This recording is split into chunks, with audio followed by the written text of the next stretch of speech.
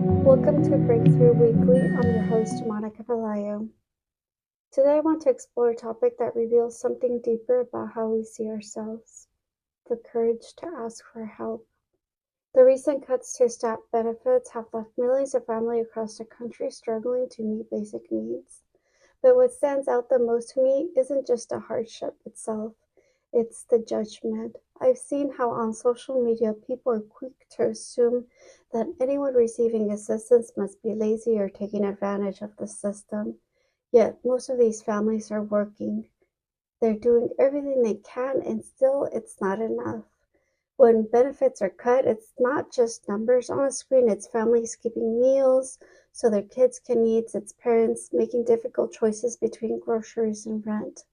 And even when help is available, asking for it takes incredible courage because no one wants to feel like they're a burden.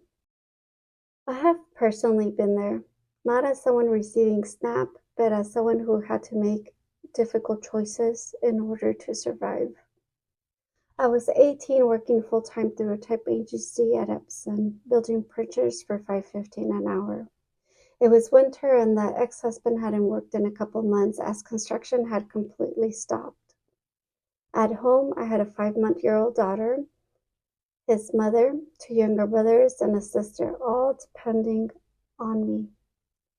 Rent, the car payment, and insurance had to come first. Everything else, from bills to food, had to wait.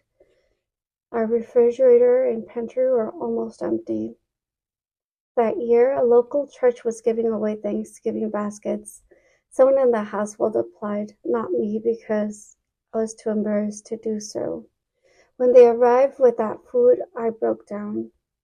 I hugged the volunteers, thanked them, and cried for hours afterwards. Even now, that memory brings tears to my eyes. Maybe because it reminds me of that powerless feeling, the one that comes when you're done everything right and still it's not enough. As you can tell by my voice as it changes, it still holds a strong emotion when I remember that story. I didn't realize it at the time, but that moment reflected something deeper, something wired into me long before adulthood. I grew up in a family that struggled financially, but we never asked for help. We wore secondhand clothes, rarely ate out, and shared fries and a hamburger at McDonald's because it was cheaper. That environment quietly instilled a belief: you don't ask for help, you figure it out on your own. That belief became my identity. So even years later, when people offered help, a part of me wanted to accept it, but another part filled with shame rejected it. It wasn't pride, it was pain. Because somewhere deep down, I believed that needing help meant I wasn't enough. For many years, I overgave, overworked, and overdelivered, all to avoid validating that very painful belief. I had told myself I had to be the strong one, the capable one, the one that could handle it all. But that's not strength, that's survival. And survival will keep us from receiving the very support that could help us. When help appears through a person, an opportunity, or even divine timing, the mind doesn't see it as safety, it sees it as danger. It whispers, if you accept help, they'll see you can't handle it. And pride steps in to protect you from the pain of shame. But here's the reality: allowing yourself to receive doesn't make you weak, it makes you whole. Even Jesus didn't walk alone, he had his disciples. Humans were never designed to thrive in isolation. Even in ancient tribes, people depended on one another to survive, and there was no shame in that. We've simply forgotten that needing help is part of being human.